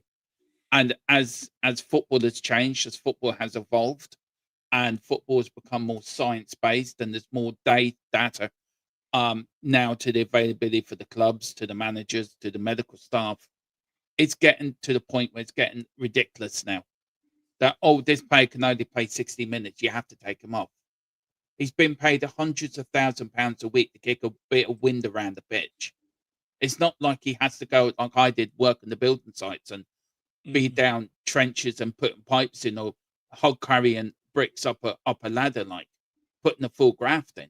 All they've got to do is kick a bit of wind around for 90 minutes and do a couple of hours training a day. It's not like they've got the hardest job in the world. So I just feel science and all this data that's coming into the game has totally turned it on its head. And I think it's too much. It really is too much. As I said, back in the day, Liverpool players that were winning leagues were playing 60 odd games a season.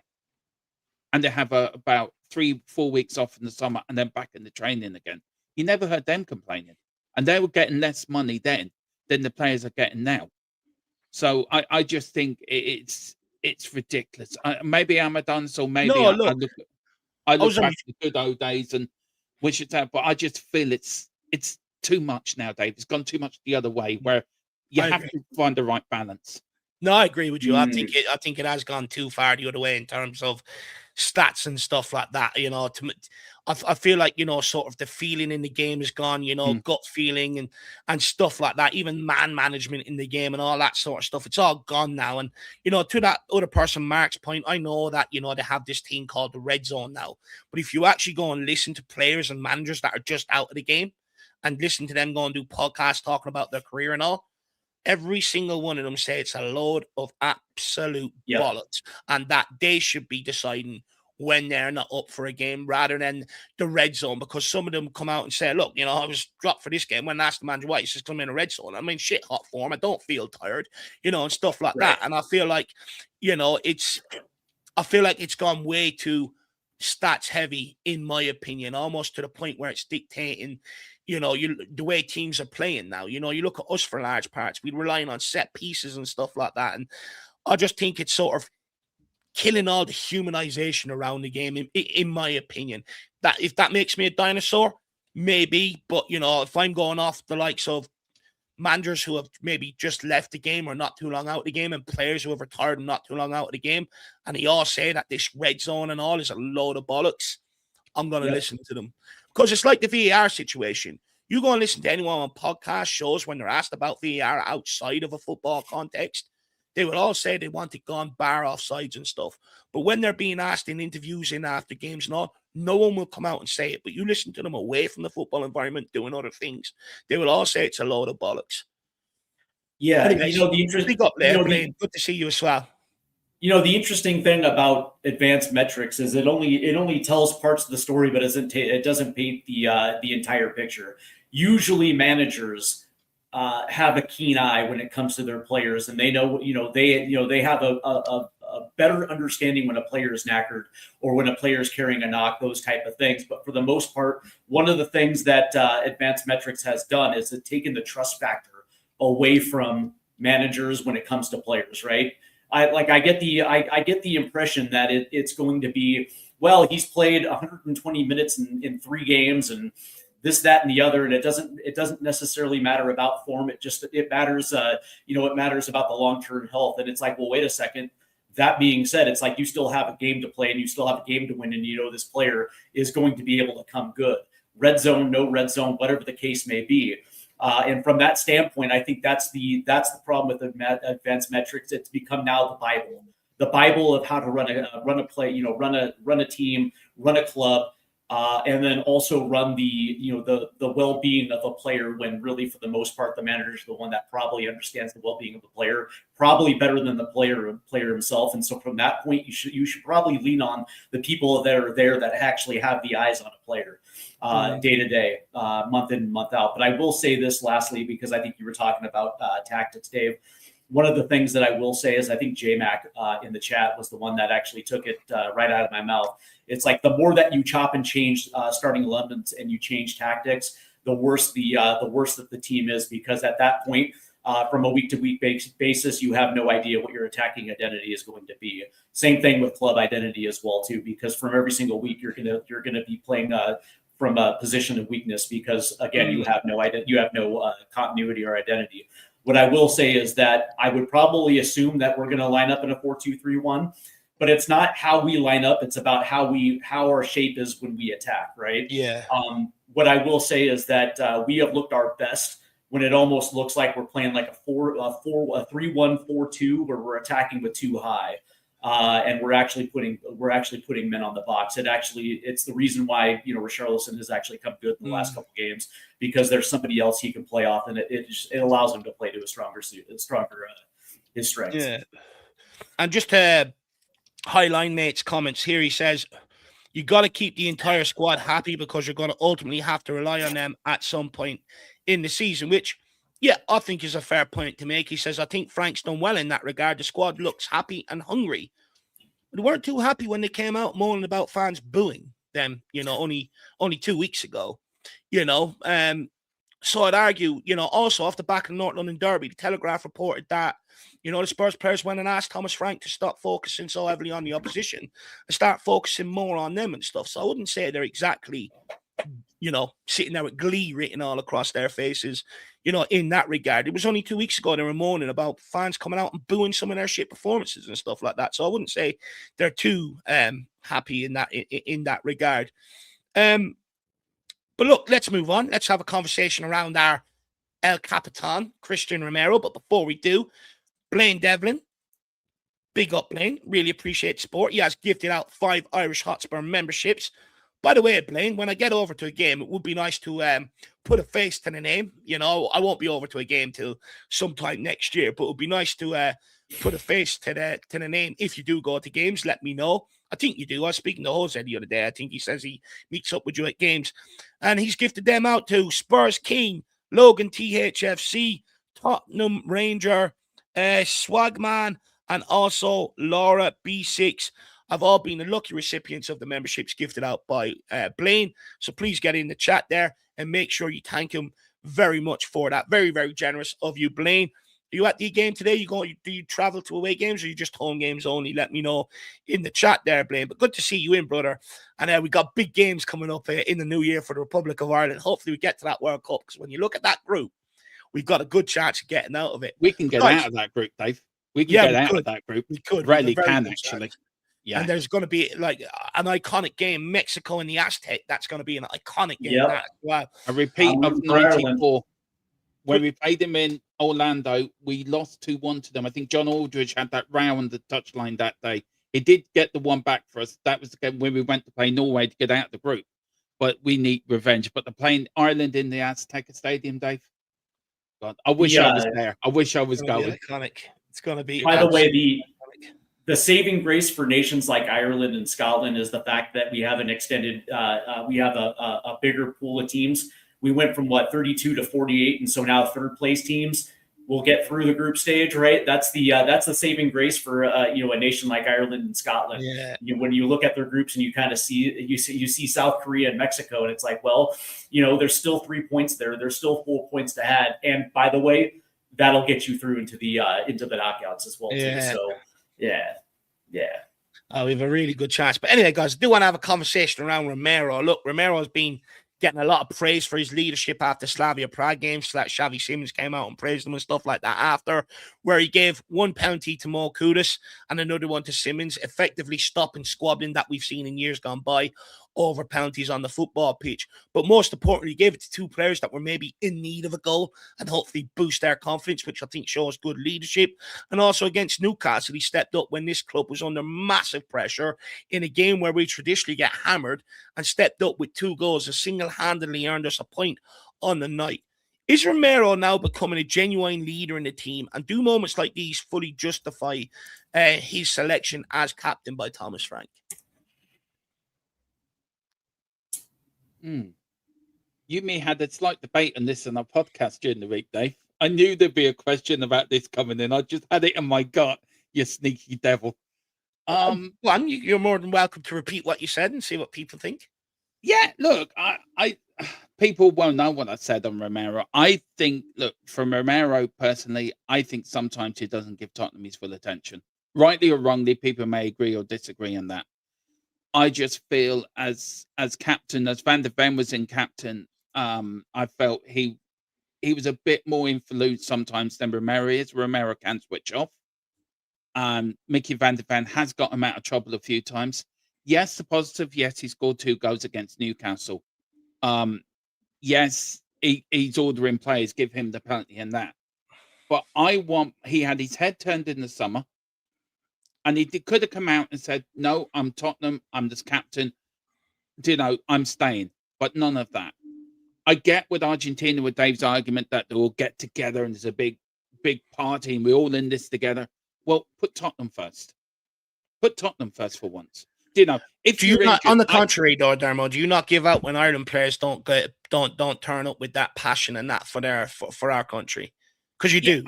I do. But the point I'm making is, if you're injured, there's no really need for you to go to fly thousands of miles to meet up. You should be at Tottenham, getting ready for the next game, getting fit, whatever you have to do. That's the bit that gets me. I understand they want all to get together, but I don't mind. Do you know what? Can I just say? Sorry, Dave. Ribsy, Maradona's my greatest hero, so I do like Argentinians. So don't stop me in international war here. Do you know what my point? Do you know what my point around that though, Dermo, was Romero turning up to international duty is? Yeah. I think many Spurs fans were sort of maybe making an assumption based off feeling. But when you go and look at the Argentina documentary on Amazon Prime, they ask their players to travel out there, even if they're injured and stuff like that. You look at the World Cup, they brought Aguero over as a part of the squad and stuff, even though he couldn't play and stuff because of his heart and everything else. But it's the culture and the camp and everything that they're trying to build. And it has great effect. They went on to win a World Cup despite losing the opening game to Saudi Arabia and stuff. So I feel like when people say that, they haven't watched the Argentina documentary and sort of looked into the camp and the environment and everything else that they're trying to build. I understand that, and I get the argument for that. I really do. Look, football's full of opinions. My opinion's different to Dave's, or my opinion's different to Steve's. It's all about opinions. do I love Romero when he scored against Newcastle? Of course I fucking did. Of course I did. I was cheering, and I love him when he puts that crunching tackle in. I always say you've been Romero, but going back today when you've been tangoed. So I love him, but I just feel that Van de Ven, I think it's a slightly better defender. He doesn't switch off as much. I think that's the bit that gets me, Romero. He switches off sometimes. And when he loses his head, he loses his discipline. And I think that's the other problem. He's arguing, he's moody. I get that. Van de Ven's a bit more calmer and a bit more collective about himself. But Romero, is he a leader of men? Yes. Is he a captain material? Yeah, but I think Van de Ven's is more captain material than Romero. And I feel Romero is a bit more calmer when he was captain. There was a bit more balance within the back four. It was a bit more balanced. And I know not everyone's going to agree with me, and everyone's going to say, "Don't be talking shite." I don't care. It's my Van de Ven has only been captain in Romero's absence. He hasn't been captain when. But I think I already said it, Dave. I thought he was a better choice for captain for me because he's calm. He knows he's passionate. Yes, Van de Ven does get angry, but he's calm. He doesn't get the red mist doesn't come down. He controls that. If Romero was to control the little bit of his red mist, I think he'd be a great captain, and I think he'd be a far better captain. But I think he's got to control himself. But that's part of Romero, isn't it? But I just think Van de Ven's the slight better defender.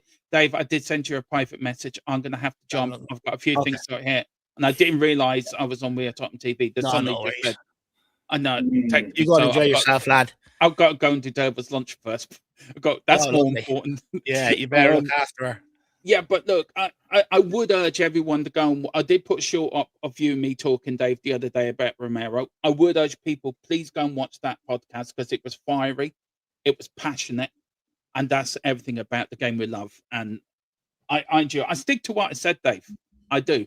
I stick that to the bone. I don't back down. I know you stick to your words, but we're going to have another debate on that, Dave, during the season. You will, and you'll change your mind like you did on Brennan Johnson. I won't know. Look, Brennan Johnson, for me, another thing as well. If anyone wants to watch the documentary on James Maddison, big up to him for doing them. Please tell me why does Brennan Johnson every time I see him, he's sitting. He does nothing. He's just sitting there. Archie Gray's on the bike. He should be off doing weights or something. Go to Crystal Palace. You deserve to be there. Yeah.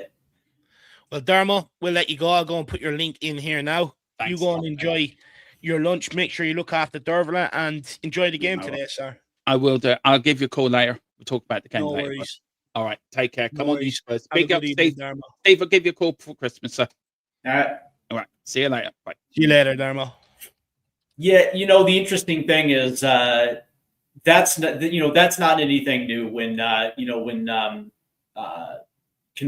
federations, the Argentinian Federation will have Romero come travel with the team.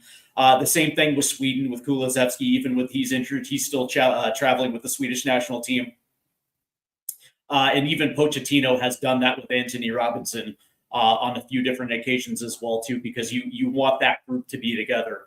And there is something about the collective that is bigger than the actual player. And so from that standpoint, it is what it is. But what I will say, though, is that I will agree with Dermo on the fact that there have been times where, Romero just switches off, or maybe it's just something where the emotion gets a little better of him. And then all of a sudden he makes mistakes. And I point to the PSG match just a few weeks ago where he actually had easily one of his worst performances since the first North London derby last year, when he switched off on that set piece that allowed Arsenal to score that go-ahead goal. Right, so it does happen, but I don't think it's because he wants to do something like that. Me personally, I just think he plays with passion and he plays with emotion.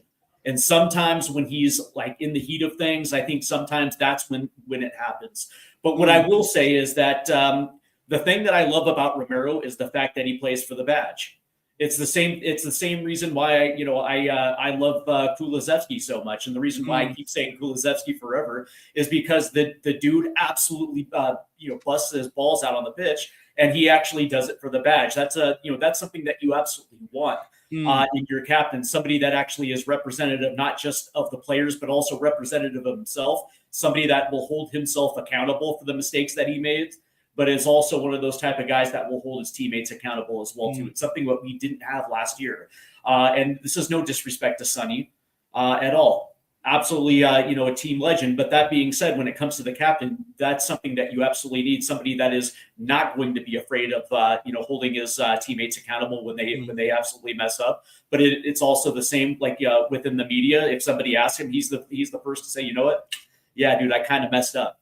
And that's something, that those are the intangibles of a captain, is something that you want. But ultimately, like when you think about some of the great captains in Spurs history, they represent the badge 100%. And that to me is something that Romero is. And this is not just me kissing up to the Argentinian center back, because obviously I love Van de Ven as well too. But that being said, it's like you need somebody that's going to display that toughness game in and game out. And that's also represented in his yellow cards as well too. Somebody that is not going to be afraid to do something like that. Yeah, look, when it comes to Romero, I think he's the right choice as captain. I think a lot of the squad, first and foremost, look up to someone like Christian Romero. He's a World Cup winner, two-time Copa America winner. He's got Europa League. The guy's a born winner, and he knows what it takes to be competitive and win. And this is where I get really annoyed. He knows it takes aggression on the football pitch. It takes being able to look after yourself, being good in possession. The guy's phenomenal defensively, in my opinion, one of the world's best. I know a lot of people get annoyed about his aggression, but I think that's mainly because when you look at the players that we were watching for years before him, Dyer, Davies, Sanchez, they all jockey backwards, hands behind their backs.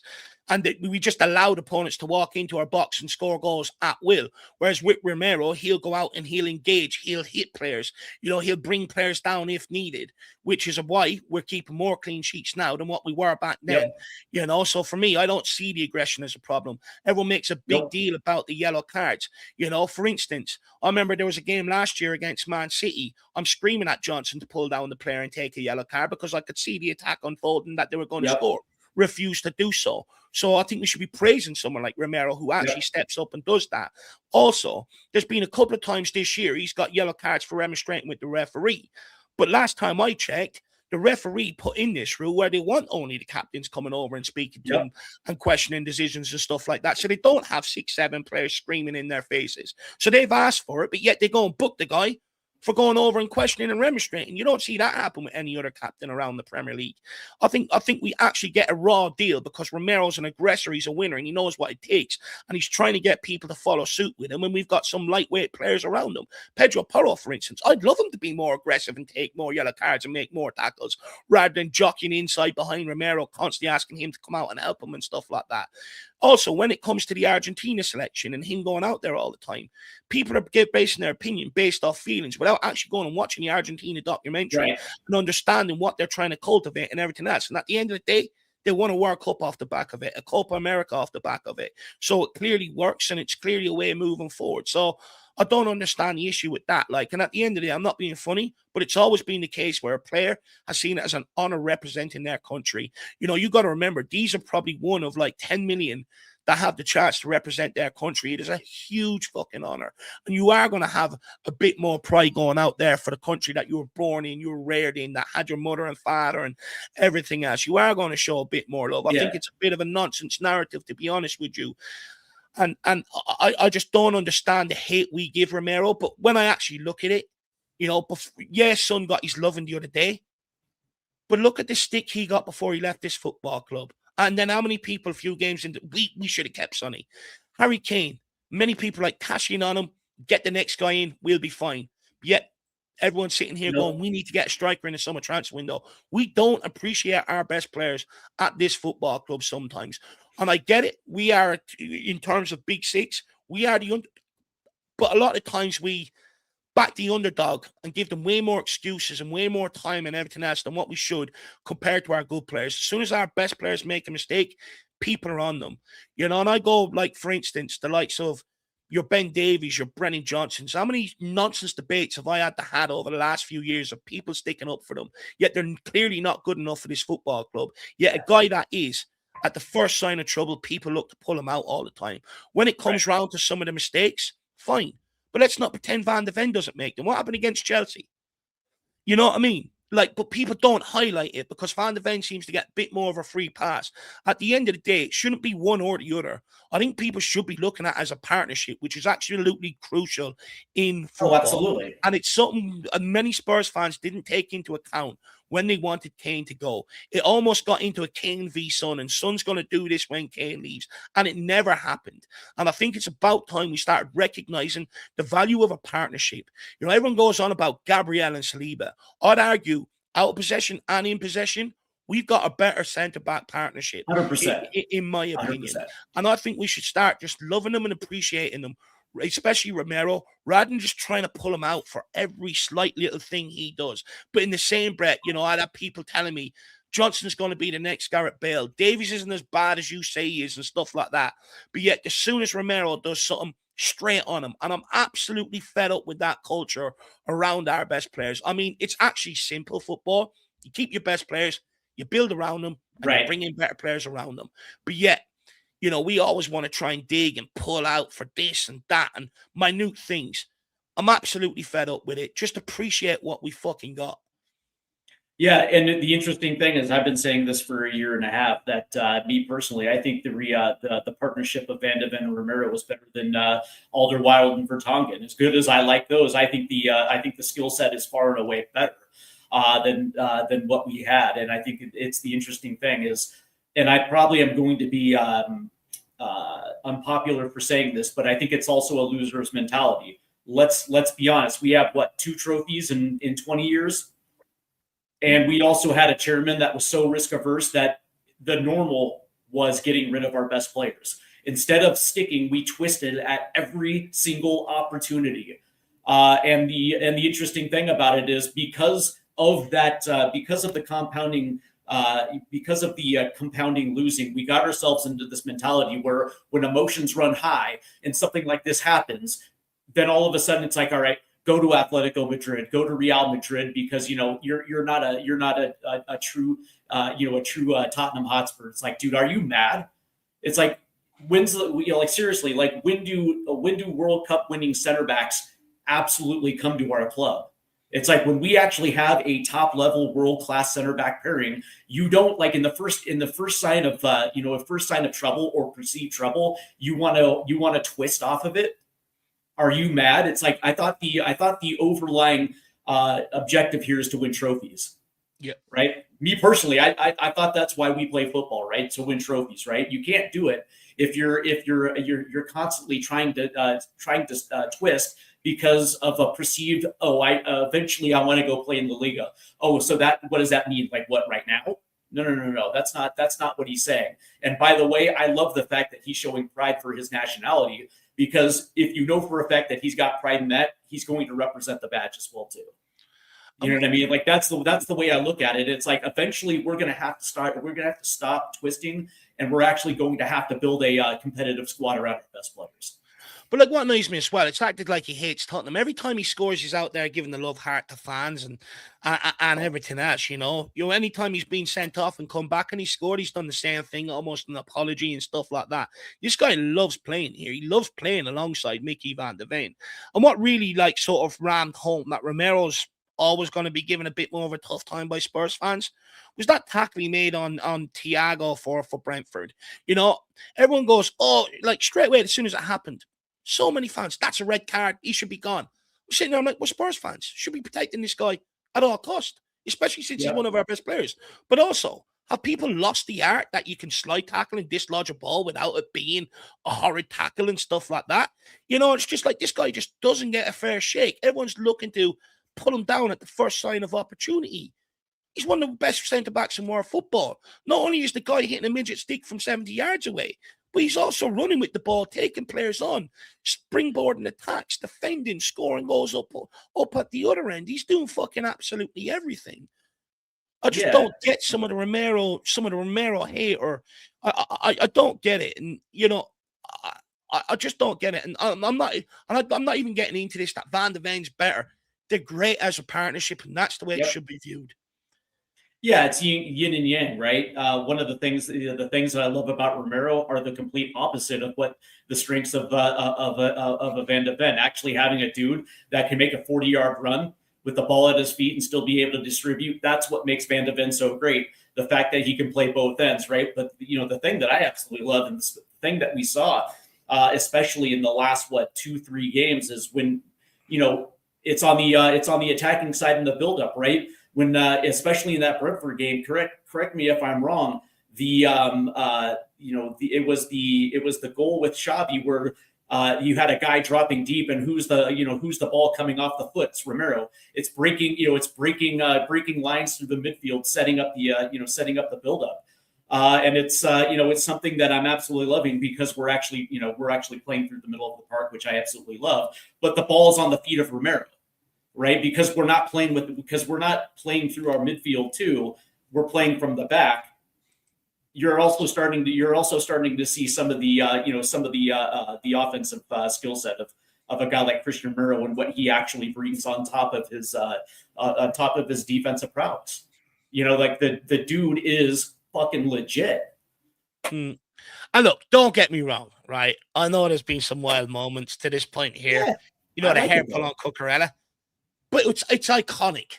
Let's be real. Yeah. When Romero retires and we come up against Chelsea, that video is going to be pulled out pre-game. It's going to be used, memed, everything else. It's a bit out there, and that is, it was silly, but it's iconic. And for me, I love it, I love it. And at the end of the day, he got away with it. We disrupted them. We took them off their game. We got them riled up. We went and scored the equalizer. So wasn't too bad of an outcome off the back of it. He's one of the rare guys that doesn't suffer fools, and he doesn't back down. You know what I mean? Like that's something that I actually think is I think it's a trait historically of Tottenham Hotspur. Those type of players that do not back down in the moment. But also, look, I've been around a long time. Spurs have a lot of my time supporting them. I've had that soft underbelly. Yeah, Romero. When you have Romero on the team, you don't tend to have that enough, for going into games. And people go on about his aggression being a problem. I'd argue there's far more benefits from it. I was at a game with Jacko where he literally laid one on Mikel Antonio, fair challenge, hurt the guy, went and stood on the other centre back for the rest of the game. Didn't even want to know down Romero's side. Took him out of the game completely. St. Maximum Newcastle a couple of years ago. Rip roaring form coming into it. Romero, one challenge, the guy begged to be taken off. And there's been countless examples of that. He done it on Haaland there, a while ago on that as well. And when this guy does that, these strikers think, don't want to get injured today. I'm not sure I'm up for this. And he tends to throw them off their game. So for me, I think the positives far outweigh the negatives in that regard. And then big up Adam Horlock as well. He's become a new YouTube member. Really appreciate the support, Adam. Hopefully you're keeping well. Let me know where you're from in the comments, Mr. Horlock. And let me see what membership you grabbed yourself. Just bear with 1 second. And he's become a Flat Cap member. Really appreciate that, my man. Very, very kind of you, Adam. And hopefully we see more of you around these parts. I'll just say this before we move on. Yeah, and I'll just say this: the true identity of a captain is what we saw between PSG and Newcastle, where you can arguably say that he had a terrible performance against PSG. And two of those ended up being direct mistakes, but the ability to rebound and come up large in a match like Newcastle, where somebody needed to step up and make something for that team, and it was him. He was the one that stepped up and was able to rectify the mistakes of PSG and will this team to a result in a place where historically we don't have good results. That should be everything that you need to understand about Christian Romero and his desire. For his desire to lead Tottenham Hotspur, like the ability just to turn that mistake on a dime, it's beautiful. It is. And look, Stevie, lineup should be out in about 1 or 2 minutes' time. Think Archie Gray retains his place in midfield? Do you think he deserves it, or do you think there's a chance he returns back to a Bentancur and a Paulinho today, which I think would be a probably very unpopular decision, maybe in a lot of Spurs fans' eyes? I certainly hope so, because one of the things that I absolutely like when managers do this reward young players for their run of form. Archie Gray has been I don't know, man. I don't know how you feel, but I think over the last couple of weeks, you're starting to see the brilliance and genius of Archie Gray. And one of the things that I would like to see is that Thomas Frank to reward the young lad, because it's amazing where you see other guys crumble under pressure. Especially when teams kind of turn up the pressure. That dude doesn't fade under pressure. He never makes mistakes, but also his ability to get forward as well too. And I just like the idea of him playing next to Polina. If they're going to go into a double pivot, we don't absolutely need to have two midfielders dropping back to play defense, right? Archie Gray can get forward and make a difference, right? So from that standpoint, I would love to see a midfield three of Gray, Polina, and Xavi. 100%. For me, I definitely think Xavi has to start. I think if he takes him out, I just don't understand what we're trying to do here. Like, especially Xavi, I think is definitely key. Like, we win more, score more, and concede far less when Xavi's in the team. And, usually with number 10, you're sort of carrying them maybe away from home to a certain degree if you're up against it. But with Xavi, you're not. He gets stuck in. He's gritty. He makes tackles. He does his defensive duties. So for me, he's an absolute must for sure. We've got Adam back saying, I'm from Essex, but live in Glasgow. Celtic or Rangers, Adam? Let me know. Essex, not a bad part of England to be from, I would argue. Or would you say Hearts? Hearts, yeah. No, don't get me wrong. Celtic Rangers, they're in Glasgow, but I think we're sleeping on Edinburgh because Hearts are having a hell of a year. Yeah, they are. I watched them against Celtic there the other day. They fucking beat them handily enough there the other day. But guys, the lineup is out. Give me 1 second. I'm just going to bring it in. Archie Gray has retained his place in midfield, which I think will keep many Spurs fans happy today. So let's go through the lineup here, Stevie. So we have Vicario in goals. It will be Romero and Van de Ven at centre back. We have Pedro Porro at right back, Jed Spence at left back, with a midfield of Archie Gray and Bentancur. Then you have Xavi in your number 10. It looks like Mwani off the left, Kudos off the right, and Richarlison through the middle. So actually, it's only Gray over Paulinho that I got wrong in my predicted lineup. So not a bad educated guess for me on what I think Thomas Frank was going to do. The only one that maybe, and I did have a question mark around that. Would he trust the kid going away from home? Which I think he's shown a huge leap of faith in Archie Gray today, and hopefully the kid can repay it, because I agree with you. I think for the last 2 games, he's been exceptional. If you actually go and look at his stats, he's done his defensive side of the game, but also in possession, where I think it's gone a little bit under the radar. The amount of passes he makes forward into the final third. Then you go back to the PSG game, that delicious cross, standing up at the back post for Mwani. Half of our wingers can't even fucking put in a cross like that. So I think, fair play to the kid. I think he's earned it. He's been given a bit of trust today. And, this could be the time where maybe you see Archie Gray come out and sort of kick on. And maybe back to Nick's point earlier on in the show, maybe Archie Gray is probably one of the benefits of, having this rotation and that, Nick, to bring you back in there. So that is the lineup. We'll run through it one more time. It is Vicario in goals, Porro and Spence as your fullbacks, with Spence on the left. You've also got Van de Ven and Romero as your centre-back partnership. In midfield, it's Bentancur and Archie Gray continue, along with Kudos off the right, Mwani off the left, and Richarlison up front. Well, I hope it's Mwani off the left. If we're playing Richarlison as an F-winger today, we're fucked in terms of creativity. So that is the lineup. On the bench, just quickly, we've got Kinski, Kevin Danzo, João Paulinho, Matisse Tell, Lucas Bergvall, Brennan Johnson, Uda Burr, Sarr, and Ben Davies. Thoughts on this lineup, Stephen? It's eerily reminiscent to the Brentford match, where it turns out Kolo Muani is probably going to be maybe out on the left with Richarlison playing through the middle.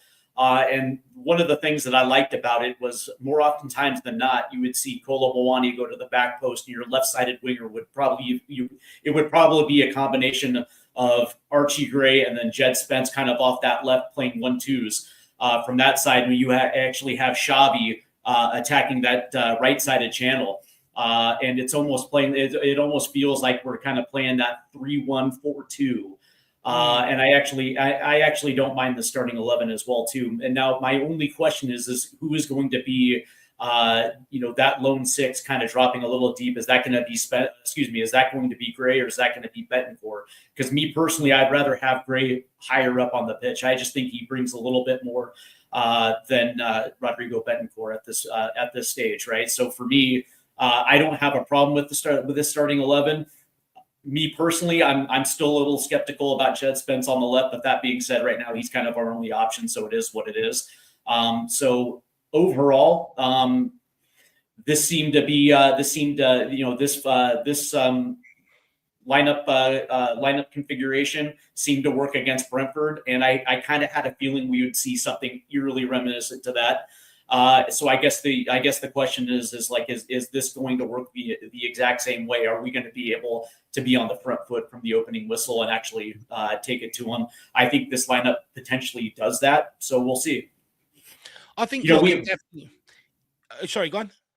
I was going to say, and by the way, you and I were saying this last week when the lineup came out against Brentford. We were skeptical because it felt like it was more of a defensive side, and it turned out to be the complete opposite. So, yeah.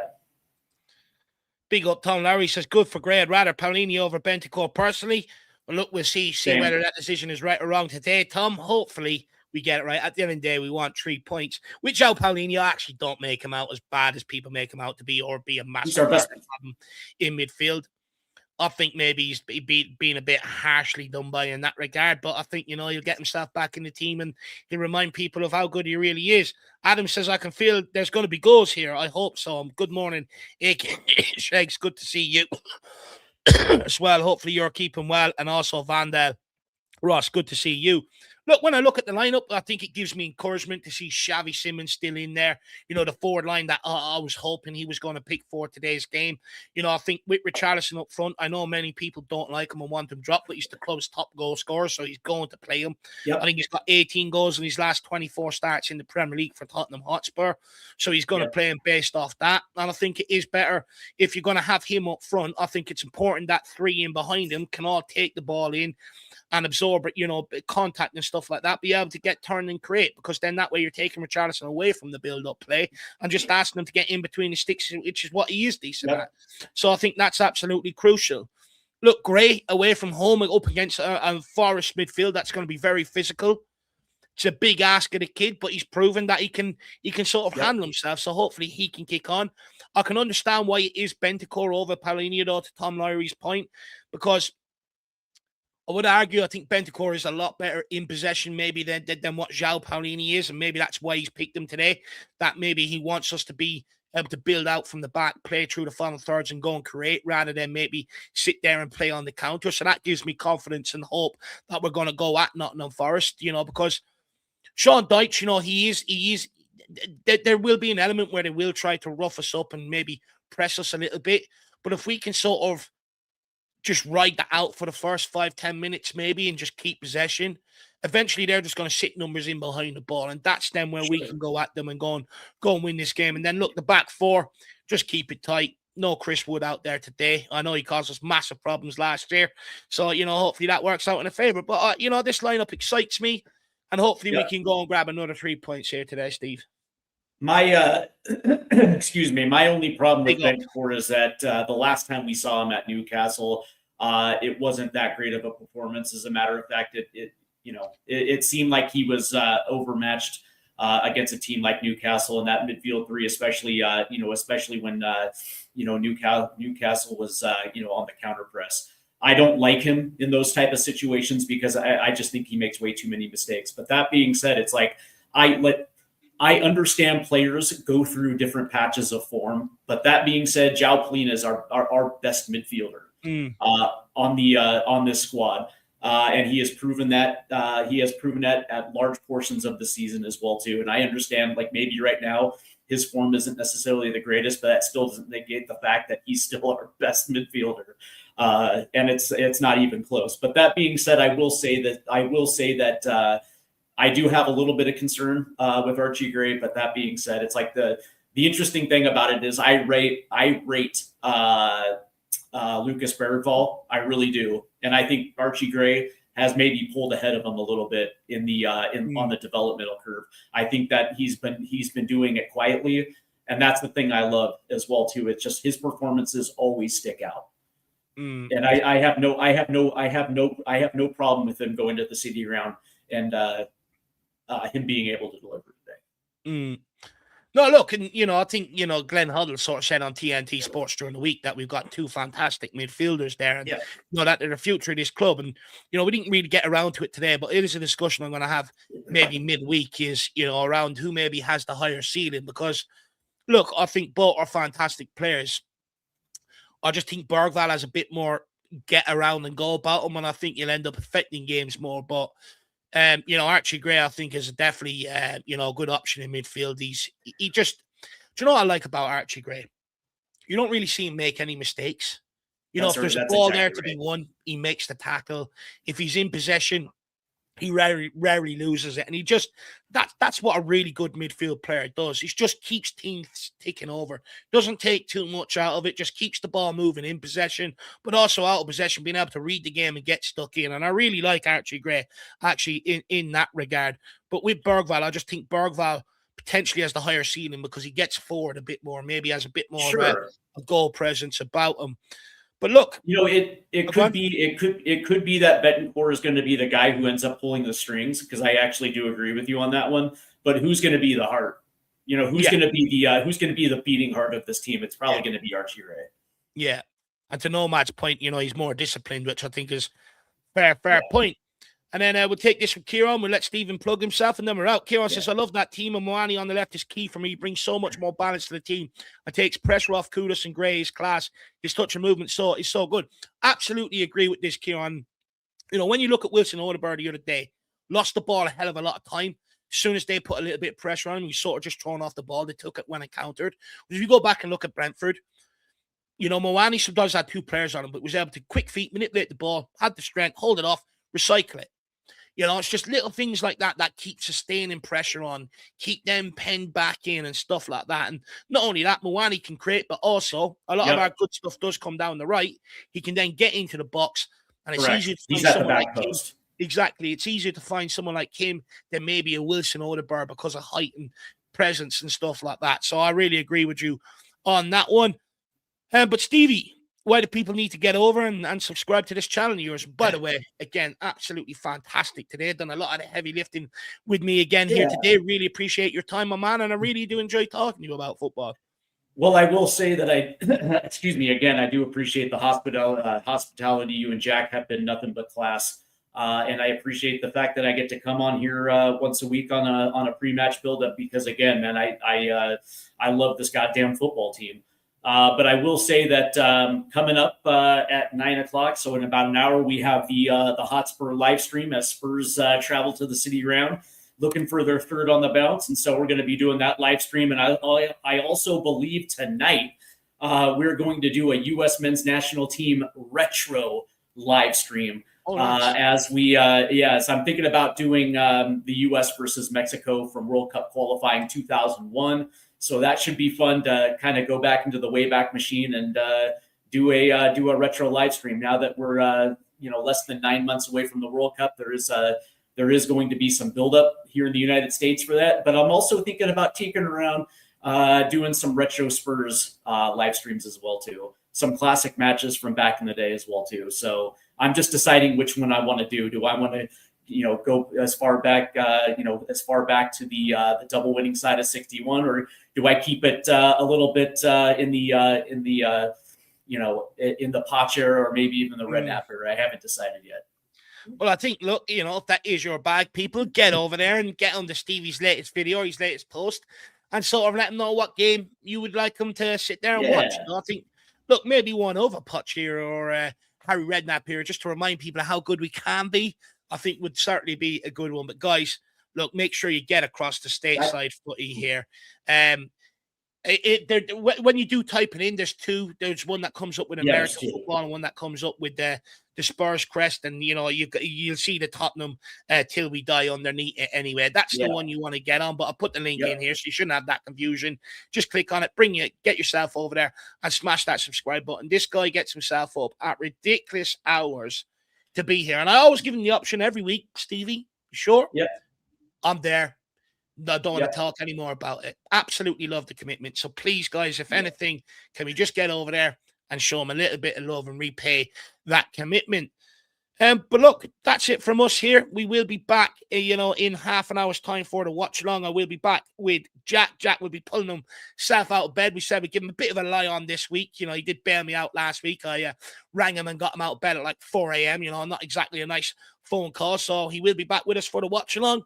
And hopefully we stick it to Suga Knights today and hopefully get 3 points over the line. And we've got the big one against Liverpool next week. As always, come on, you Spurs. Go on, Stevie. I was going to say, maybe I can get you on for a live stream at one point this year. That'd be kind of cool to do a game with you. But, it is what it is. But maybe I can convince you to come on during a live stream. Maybe an FA Cup or a Champions League. We'll see. Yeah, look, we'll definitely get it sorted out. Over the Christmas is a bit difficult because I'm a very sort of family guy and, I do have a lot on and all. But, we will sort something out. I'll definitely come over and watch a game with you for sure. We'll sort it out. Definitely. But guys, people are saying they're just over there subbing to you now, Stevie, which is absolutely great to see. Guys, see you back here in half an hour's time. Go and get some lunch. Get fueled up for the big game. As always, come on, you Spurs. Kulusevski forever.